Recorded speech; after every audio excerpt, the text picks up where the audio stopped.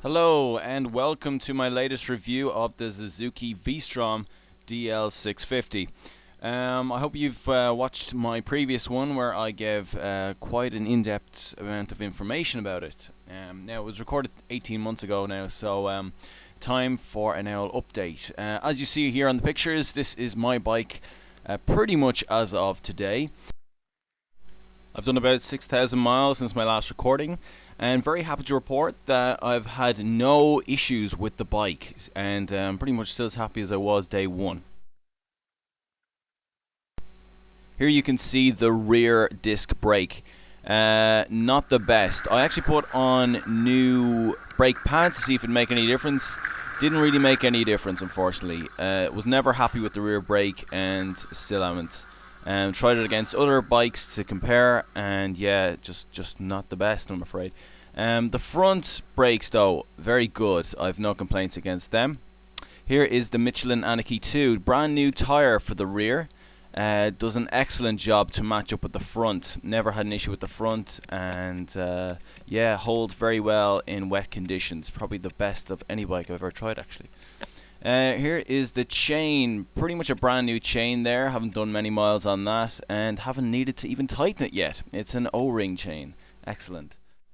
Now, I did mention on my previous video that the finish on this bike wasn't the best, and I must say it's not as bad as I thought it was. In fact, I think a lot of the issues with a lot of rust being displayed when I bought the bike originally was because the bike was left sitting up for quite a while. Now, I've kept pretty good care of it, kept it under cover every night, and definitely haven't seen any sort of accelerated rust in any areas. Now, moving on to the suspension. I find the suspension very good. It handles very well in most of the worst on-road environments. I suppose its weakness would be heavy braking, where the front can dive a bit, but it's nothing I found unmanageable. On the left you can see the front suspension on a rough road, and on the right you can see the rear suspension on a moderately smooth road.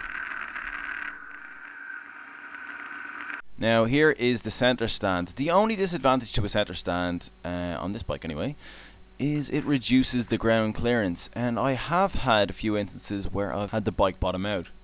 Now if you just move up along the bike now and check out a few of the extras. There's the handguards. They work very well to break the wind, and so do these crash bars actually.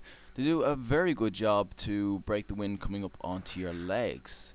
Which is pretty useful on long journeys, so they're not only good for protection. Here is the Madstad bracket which I was talking about, an absolute godsend and a must on a Suzuki V-Strom. It enables you to adjust the angle of the wind flow over your head and body, and it is definitely the best thing I have bought to eliminate wind.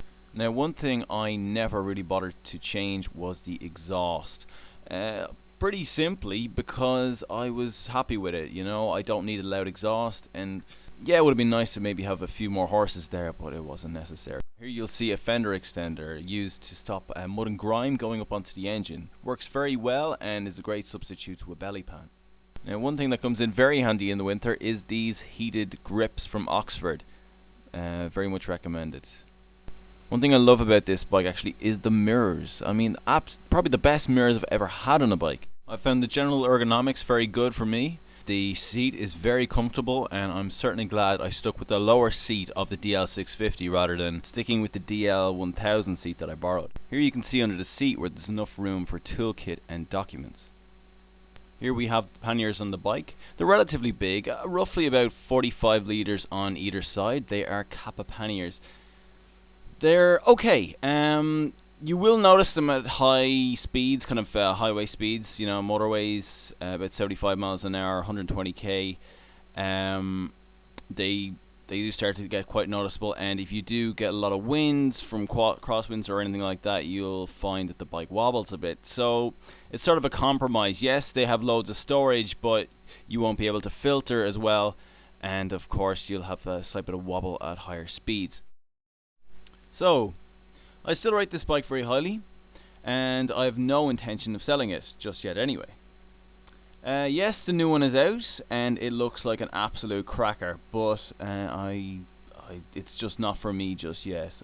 This little baby is gonna do me for another while to come. If you have any questions or comments, just leave them below. Thank you.